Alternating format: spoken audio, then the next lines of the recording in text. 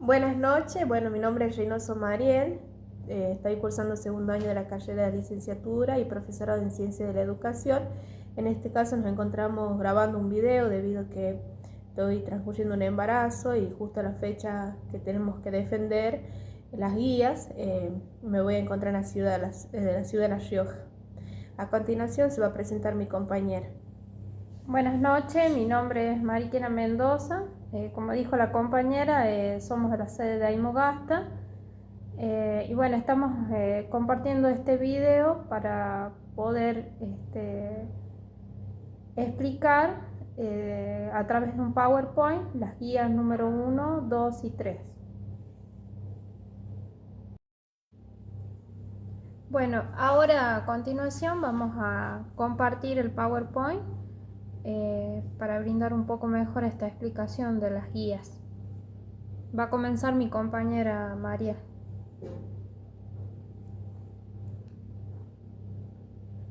Vamos a dar comienzos hablando sobre la guía número 1, sobre los clásicos de la sociología de la educación, quienes sentaron las bases para comprender el fenómeno educativo desde distintas perspectivas.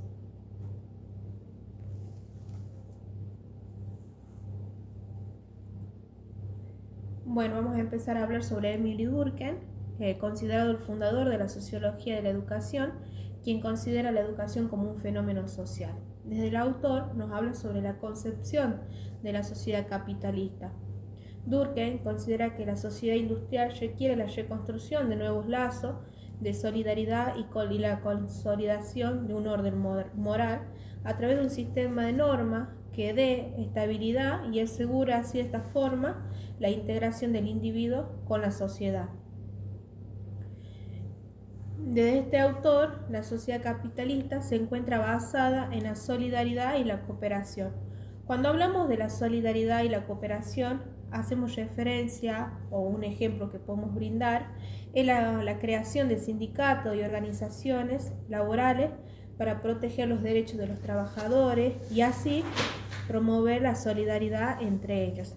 La implementación, también otra forma es como la implementación de políticas públicas para promover la igualdad y la justicia social. Y también otra forma es la formación de comunidades y grupos sociales que promuevan la cooperación y la ayuda mutua. Desde este autor, la concepción y papel de la educación y las instituciones educativas en relación a la educación, podemos decir que el autor nos dice que la educación es fundamental para la socialización social. ¿Para qué? Para generar homogeneidad. ¿Qué quiere decir con eso? Que la educación ayuda a crear una base común de conocimientos y valores que unen a las personas en la sociedad. También propiciar la diferenciación y especialización. ¿Qué quiere decir con eso? Que la educación permite que las personas desarrollen habilidades y conocimientos específicos que les permita de esta forma contribuir a la sociedad de manera más eficiente. El papel de la educación en la transformación de la sociedad para este autor nos dice que la educación desempeña un papel crucial en la transformación de la sociedad. Él nos dice de transmitir, según este autor, la educación transmite un ideal de hombre, donde lo que hace referencia es que el hombre se adapte a las necesidades sociales modernas basadas en la división del trabajo y la vida profesional. También garantiza la cohesión y la integración social, donde las personas, los grupos sociales se sientan conectados y comprometidos con la comunidad. También otro clásico es Karl Marx, quien desde la concepción de la sociedad capitalista considera que la sociedad capitalista se caracteriza por la explotación de las clases trabajadoras por las clases dominantes, la burguesía. O sea, como ustedes saben, la burguesía tiene los medios de producción y se beneficia de la explotación de la clase trabajadora, en este caso del proletariado, para obtener beneficios propios.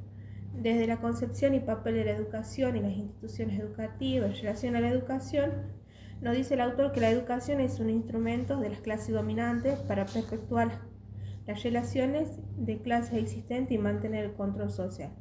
¿Qué quiere decir con esto? Que las clases dominantes traten de mantener estas relaciones para que de esta forma mantengan el control social. El papel de la educación en la transformación de la sociedad. Nos dice el autor que la educación no puede generar transformaciones profundas en la sociedad mientras las relaciones de producción sean asimétricas y estén basadas en la explotación económica de los trabajadores. O sea que no puede haber una transformación dentro de la sociedad si esto no cambia. A continuación vamos a seguir hablando sobre el otro clásico, que en este caso es Max Weber, que nos habla sobre la concepción de la sociedad capitalista. Weber considera que la sociedad capitalista se caracteriza por la creciente racionalidad y burocratización de las relaciones sociales y económicas. ¿Qué quiere decir con esto? Que esto significa que la sociedad se vuelve cada vez más organizada y eficiente con una mayor especialización. La dominación se ejerce a través del conocimiento y la especialización, lo que significa que aquellos que poseen conocimientos y habilidades especializadas tienen más poder e influencia dentro de la sociedad que los que tienen menos recursos. La sociedad se estructura en torno a la división de trabajo y la división de trabajo y la eficacia, lo que significa que la producción y la distribución de bienes y servicios se organiza de manera más eficiente y racional. Desde la concepción y papel de la educación y las instituciones educativas en relación a la sociedad, la educación nos dice que es un mecanismo que sustenta la dominación y la burocracia de la sociedad capitalista. ¿Qué quiere decir con eso? Que la educación ayuda a formar individuos que se adapten a las necesidades sociales y de esta forma se puedan integrar a la sociedad. La educación requiere de ciertas características y condiciones organizativas, como la existencia de un cuerpo docente formado homogéneamente y con reglas públicamente establecidas. También, otra consideración que nos dice el autor es que la educación es un mecanismo para la producción y el mantenimiento del sistema educativo y social, lo que significa que la educación ayuda a perpetuar las estructuras sociales y económicas existentes, o sea, mantener las mismas estructuras sociales y económicas existentes. También nos habla que la educación es un mecanismo para la reproducción y el mantenimiento del sistema educativo y social. El papel de la educación en la transformación de la sociedad. La educación no es un mecanismo para la transformación radical de la sociedad, sino más bien un mecanismo para la reproducción y el mantenimiento del orden existente. Él nos habla también sobre tipos de ideales de dominación y educación. Tenemos la dominación carismática, que la dominación carismática se basa en la fe y en la lealtad personal a un líder carismático. En la dominación tradicional se basa en la autoridad que se ha transmitido a través de la tradición y la costumbre. Y por último tenemos la dominación legal, que se basa en la ley y en la racionalidad burocrática. Bueno, voy a comenzar a hablar acerca de la guía número 2, que hace referencia a la sociología tradicional, a la nueva sociología y a los nuevos temas. En la guía número 2 se nos ha pedido que realicemos un cuadro comparativo para que podamos identificar los diferentes contextos de la sociología tradicional de la educación, como así también de la nueva sociología de la educación. La sociología tradicional comienza entre la década del 50 y el 60, más precisamente en Estados Unidos, que es donde se asiste al auge del enfoque estructural funcionalista. En este año, la sociología de la educación se la plantea como ya institucionalizada en el ámbito universitario, siendo el funcionalismo el dominante. La sociología tradicional se da dentro del contexto de la posguerra, especialmente después de la Segunda Guerra Mundial, ahí se emprende un proceso de reconstrucción económica y social. Aquí ya la educación adquiere un papel central que es visto ya como una herramienta para impulsar el desarrollo, modernizar las sociedades y promover la estabilidad. Esto también se da paralelamente al estado de bienestar, que también fue un periodo importante posterior a la Segunda Guerra Mundial. Aquí se han desarrollado políticas públicas que han estado orientadas a garantizar el bien en la sociedad y la población. Esto implicaba un fuerte rol del Estado en la economía y en la provisión de servicios esenciales como la salud, la vivienda, empleo y educación. Este modelo se basaba en la idea de que el Estado debía intervenir activamente para poder corregir las desigualdades desde el mercado y así poder garantizar a la sociedad los diferentes campos, como ser, por ejemplo, los derechos sociales universales, la expansión del sistema educativo, pero que tenga una fuerte inversión pública, también la universalización de la escolarización, especialmente en los niveles primarios y secundarios, la promoción de la movilidad social, creyendo que la educación podía reducir las desigualdades y ofrecer oportunidades a todos. Desde la sociología tradicional de la educación, de este contexto fortaleció la visión funcionalista.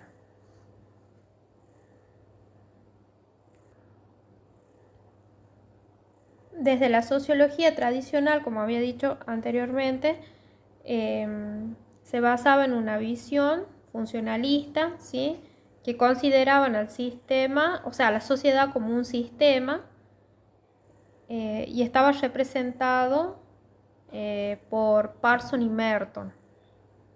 Esta perspectiva lo que hacía era entender a la sociedad como un sistema, y ese sistema estaba compuesto por estructuras interdependientes donde cada parte, como ser la familia, la religión y el Estado, debían cumplir una función que sea equilibrada para la estabilidad social.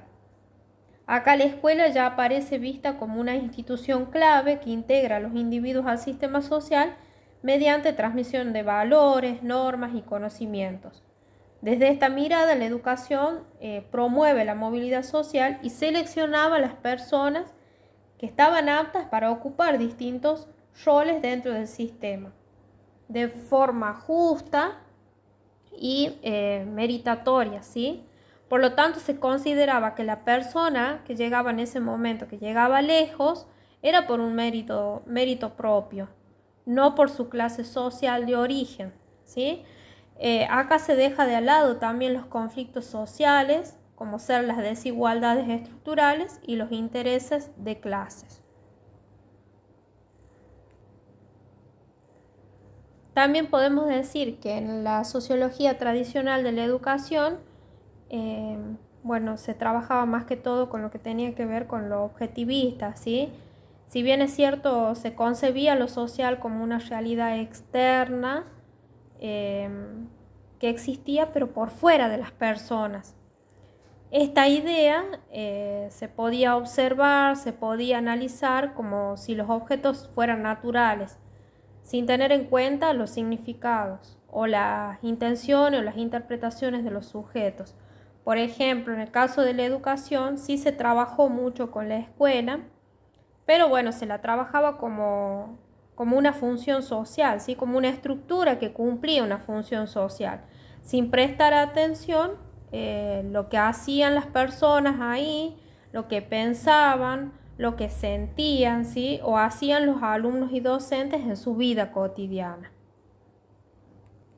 También se puede hablar de un reduccionismo en donde se dejaban de lado las experiencias, ¿sí?, los conflictos, las desigualdades y las prácticas concretas de los actores. Por ejemplo, se estudiaba mucho si aumentaban las tasas de escolarización, pero no cómo se veía la educación en el aula ni los obstáculos que enfrentaban los estudiantes de las distintas clases sociales. Por eso es que decimos que en los temas y problemas abordados se trabajaba mucho con la función socializadora de la escuela, la movilidad social, la reproducción cultural y económica. O sea, se trabajaba todo lo externo dejando de lado todo lo que tenía que ver con el docente o el alumno, lo que pasaba en cada uno de ellos. En cuanto al abordaje metodológico, bueno, hablamos de un enfoque positivista, cuantitativo, explicativo, basado en grandes teorías. Acá hablamos bueno, de que tenían una mirada cuantificable, se ignoraba la subjetividad de los actores, se simplificaba la realidad social. Su método privilegiado estaba relacionado con el cuantitativo, donde se utilizaban técnicas como encuestas, estadísticas, etc., para controlar los fenómenos sociales. Este enfoque bueno, ha sido criticado por ignorar, como habíamos dicho anteriormente, los significados subjetivos, como las experiencias de los individuos y los contextos culturales. Y las limitaciones, bueno, también está relacionado con lo que estaba hablando, ¿sí? Que vemos que hay una visión determinista, hay un reduccionismo teórico, hay una escasa atención a la experiencia de los sujetos y una falta de crítica ideológica. Frente a esto surgieron enfoques alternativos que dieron lugar a la nueva sociología de la educación como un enfoque más cualitativo e interpretativo. Ahí comenzamos a hablar acerca de una nueva sociología de la educación que se desarrolló ya en Gran Bretaña en la década del 70 en adelante, y se plantearon debates en torno al contexto económico, político y cultural. Como habíamos visto anteriormente, en los 60 se buscó reducir lo que tenía que ver las desigualdades, pero bueno, no tuvieron mucho éxito. Acá aparecen las corrientes teóricas trabajadas en las nuevas sociologías de la educación, que representan un cambio epistemológico con respecto a la sociología tradicional. Estas corrientes ya se desarrollan en el contexto de crisis de las políticas reformistas, especialmente en Gran Bretaña, y están influenciados por nuevos marcos teóricos y metodológicos. Hablamos de un interaccionismo simbólico que se enfoca en la interacción de los sujetos entre actores escolares, especialmente en el aula. Rescatan el sentido subjetivo que le dan a sus acciones. Ya les interesa cómo los significados se construyen en la vida escolar, por ejemplo, el concepto de éxito escolar. También un ejemplo clave se puede observar cómo un maestro ya en esta parte puede llegar a interpretar y responder a las actitudes de los alumnos en las clases. Por ejemplo, si un alumno levanta la mano con entusiasmo para participar en la clase, el docente se debe enfocar ya en la interpretación, ¿sí? Para saber analizar el comportamiento que tiene el alumno desde el interaccionismo simbólico. De ahí ya el docente ya puede saber o interpretar, como había dicho, si el estudiante lo hace en base a una charla o realmente porque quiere hacer una pregunta o consultar algo. Hablamos de la fenomenología. Acá pone énfasis en la experiencia vivida de los individuos y cómo dichos individuos van a percibir y van a interpretar el sistema educativo. Acá se prioriza el micronivel, que tiene que ver con las prácticas, las relaciones cara a cara, la interacción maestro-alumno. Por ejemplo, un estudiante que pasa a otro colegio por diversas razones, y aunque la institución tenga buen rendimiento, el estudiante puede ser que se llegue a sentir mal. Entonces, es cómo el estudiante va a percibir ese lugar, cómo lo va a percibir, cómo va a responder a la vivencia, si va a afectar o no a su trayectoria escolar.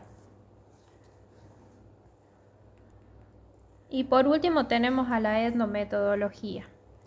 Estas corrientes interpretativas rescatan al sujeto como construcción de lo social, del mundo social en el que viven, en cuanto a lo educativo.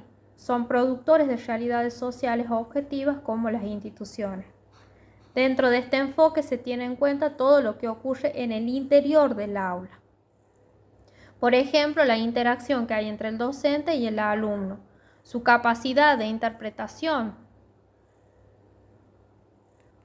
cómo el docente va a percibir a los estudiantes, entre otros. Están centrados en un micronivel que están vinculados a la relación cara a cara, a las interacciones cotidianas, a las significaciones subjetivas que los participantes les dan a las cosas. Por lo tanto, predominan los estudios microsociológicos. Acá también podemos ver que en cuanto al abordaje metodológico, privilegian las investigaciones cualitativas, ¿sí? Emplean técnicas como la observación directa, la participación en el salón de clase, las entrevistas a los diferentes actores, ¿sí? Todo eso va a permitir captar significaciones de dichos actores que están ligados a un contexto determinado. Acá se puede ver también cómo van a criticar a la sociología tradicional, del cómo trabaja la sociología tradicional, porque dice que describen el cómo de la vida social, pero no explica el por qué. No contemplan las condiciones de los niveles estructurales, conduciendo a un reduccionismo subjetivista. Y podemos observar sus limitaciones también, que hay una dificultad para generalizar, hay una fragmentación teórica, una excesiva relativización y una menor influencia en las políticas públicas. Feito 2002 plantea que la nueva sociología es una reacción frente a la omisión del estudio del currículum por parte de la sociología.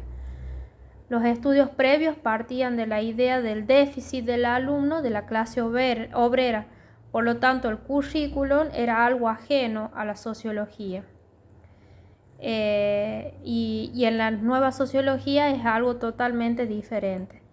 El interés por el currículum ya proviene de la sociología para poder dar explicaciones a ese fracaso escolar de la clase obrera. Bueno, a continuación vamos a seguir hablando sobre la guía número 3, sobre la sociología de la educación.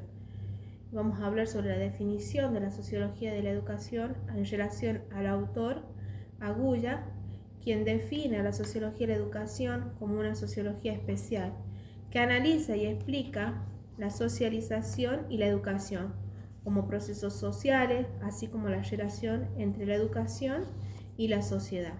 También sobre los aportes de la sociología a la pedagogía. La sociología aporta a la pedagogía una comprensión del contexto social en el que se desarrolla el proceso educativo. O sea, la sociología le aporta una comprensión más profunda, más amplia, sobre el contexto social en el que se desarrolla este proceso educativo. También tenemos los problemas y temas que la sociología aporta a la pedagogía, como la socialización y la educación como procesos sociales, la relación entre la educación y la sociedad, la estructura social y su impacto en el proceso educativo. Estas dos, están relacionadas, ambas estudian a la educación y se complementan en el análisis del acto educativo. También tenemos las relaciones y diferencias entre pedagogía y sociología de la educación.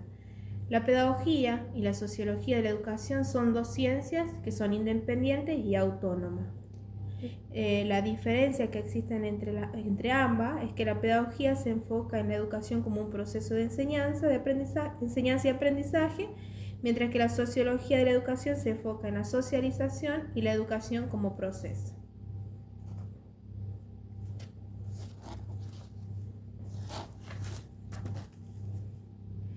Bueno, las definiciones de socialización y educación. La socialización se refiere al proceso de formación de la persona social que implica la adquisición de normas y valores sociales. También tenemos la educación, que es un proceso especial de formación de las personas sociales que implica la transmisión de conocimiento, habilidades y valores a través de la enseñanza y aprendizaje. Esta socialización integra al individuo a la sociedad y transmite normas y valores. En esa diferenciación social establece diferencias entre los individuos, ya sea por clase, rol o función.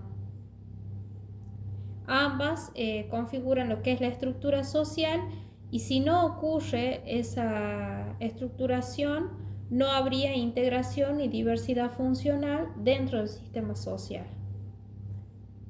También tenemos las definiciones de socialización y diferenciación social. La socialización Agulla considera como un proceso de conformación social a cada una de las estructuras sociales en que se participa. La diferenciación social es un proceso de participación diferencial en las estructuras sociales que implica la desigualdad social entre las estructuras en que se participa. También otra cosa que nos habla el autor Agulla son los aportes de Durkheim que menciona este autor mencionado. Durkheim destaca la importancia de la socialización y la educación en la formación de las personas. El autor sostiene que la educación es un proceso de socialización metódica que busca desarrollar el ser social. Bueno, ahora vamos a hablar sobre el funcionalismo. Vamos a dar una definición de función. Una función se refiere a la contribución que hace una parte o elemento de un sistema para el mantenimiento de la estructura global y el equilibrio del sistema. También tenemos dos tipos de funciones, funciones manifiestas y las funciones latentes. Las funciones manifiestas son las consecuencias objetivas y observables de un fenómeno social que contribuye a la adaptación y supervivencia del sistema social. Bueno, en este caso lo tomamos al autor Merleau. Bueno, según Merton, son las consecuencias deseables y reconocidas por los miembros de la sociedad. También tenemos las funciones latentes, que son las consecuencias objetivas y no observables de un fenómeno social que contribuye a la adaptación y supervivencia del sistema educativo. Este es diferente, ya que el autor Merton considera que son las consecuencias no deseadas y no reconocidas por los miembros del sistema. Dentro de lo que es la función manifiesta y latente, vamos a dar dos ejemplos. El ejemplo de funciones manifiestas, por ejemplo, dentro de lo que es la escuela, sería la función que manifiesta, sería el enseñar a los niños. Y en cuanto a los latentes, que son las no intencionadas y no reconocidas, es, por ejemplo, algo imprevisto como la socialización, donde los estudiantes aprenden normas sociales y desarrollan relaciones de amistad. Ambas funciones son herramientas que permiten a los sociólogos comprender mejor cómo funciona la sociedad. Bueno, los principales aspectos que analiza Pearson, tenemos las clases como un sistema social. Pearson analiza la escuela como un sistema social que cumple importantes funciones en la sociedad. Las características del rol del maestro, según este autor, nos dice que el maestro debe transmitir e interiorizar valores y modelos universalistas en los estudiantes. También otra característica que nos brinda este autor nos habla sobre el rol del docente para lograr esta transmisión e interiorización de valores y modelo universalista. El docente debe ser un modelo a seguir para los estudiantes. También debe brindar un ambiente donde los niños o estudiantes puedan desarrollar sus habilidades y conocimientos.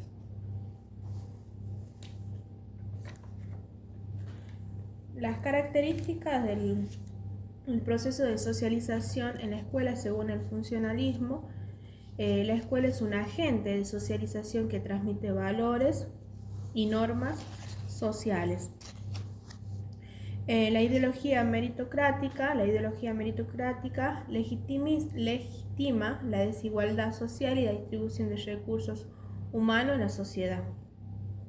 La ideología meritocrática es la creencia de que las posiciones sociales y los logros individuales, como el éxito escolar o profesional, se alcanza exclusivamente por el mérito personal, es decir, por el esfuerzo, las capacidades y el rendimiento de cada persona y no por el origen social o la clase o el género o la raza. Esta ideología sostiene que todos tienen igualdad de oportunidades y los que llegan más alto lo hacen porque lo merecen. Las diferencias sociales son justas si se basan en el mérito individual. Bueno, en la explicación del éxito o fracaso escolar según el funcionalismo, la escuela es un agente de selección social que identifica y recompensa a los estudiantes más talentosos y trabajadores. El éxito escolar se explica por el esfuerzo y las capacidades individuales. Quienes se adaptan a las normas escolares se esfuerzan y rinden bien, avanzan y acceden a mejores posiciones sociales. El fracaso escolar es visto como falta de adaptación, bajo motivación, escaso rendimiento personal y no como consecuencia de desigualdades sociales estructurales.